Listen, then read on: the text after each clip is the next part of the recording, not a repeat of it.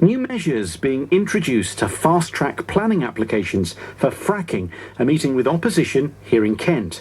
Councils, which repeatedly take longer than 16 weeks to reach a decision, may have to pass this on to ministers.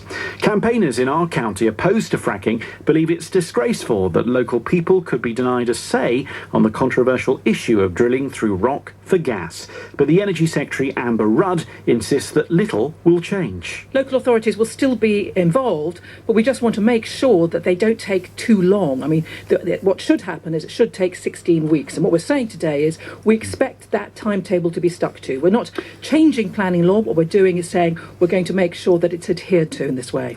Well, listening to that is Julie Wassmer from East Kent Against Fracking, a campaign group, and joins me from Whitstable. Hello. Hi there, Dom. Remind us about your concerns, first of all, about fracking in East Kent. Is it happening? Is it going to? I think it would have happened had we not campaigned against it in 2013. Applications went in September in 2013, and we fought a very fierce campaign along with the Campaign for the Protection of Rural England, Kent, whose hydrogeologists in particular highlighted the threat to local water because the aquifer here serves up to 90% of the whole county with water. And he considered, Graham Warren, that there was a risk of the irreversible contamination of that aquifer from drilling. So we fought a campaign, and in November, the company concerned, Coastal Oil and Gas Limited, said they were withdrawing their licenses to go and get information on how they would protect the aquifer for the Environment Agency, and they never came back. They have actually relinquished their licenses in East Kent. So let's take a look at these new measures then being introduced to fast-track planning applications for fracking.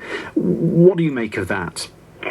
Well, this statement today actually follows, and I think this is the really important point. You know, recently there was a democratic rejection of Quadrilla's fracking applications in Lancashire. And I think that came as a surprise to both the company, they expressed surprise themselves, and the government.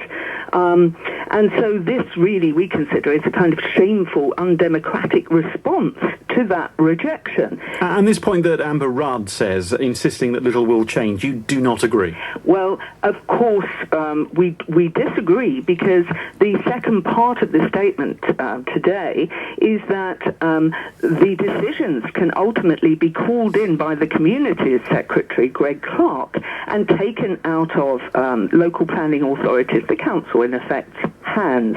So, you know, we would ask precisely, you know, what is the purpose of us voting for councillors if they're not to have any power to represent us? On that note, let me just read this. We did ask Tunbridge Wells MP and Cities Minister Greg Clark to join us on the programme. He wasn't available, but in a statement he told us there is a huge potential right across the country for safe and sustainable use of shale gas to provide a clean, long-term energy source and create British jobs and growth. People's safety and the environment will remain paramount, and communities will always be involved in planning applications, but no one benefits from uncertainty caused by delays in planning decisions. Your response to him tonight? Well, the delays that he's talking about right now, in respect of Quadrilla's applications in Lancashire, the delays there were caused by Quadrilla themselves, who asked for a deferment when it looked as though Lancashire County Council were actually going to recommend rejection. They're not here to obviously defend themselves and their position, but just on the basis of Greg Clark and his statement, just give me your thoughts.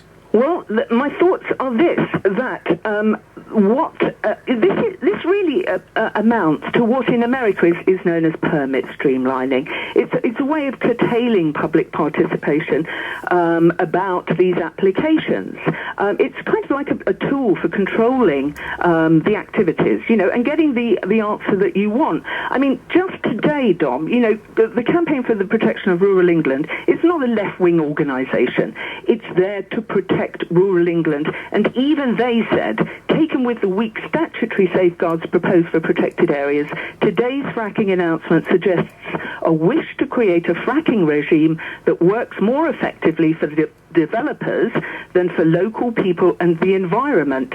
That's CPRE. They are not at all impressed by this.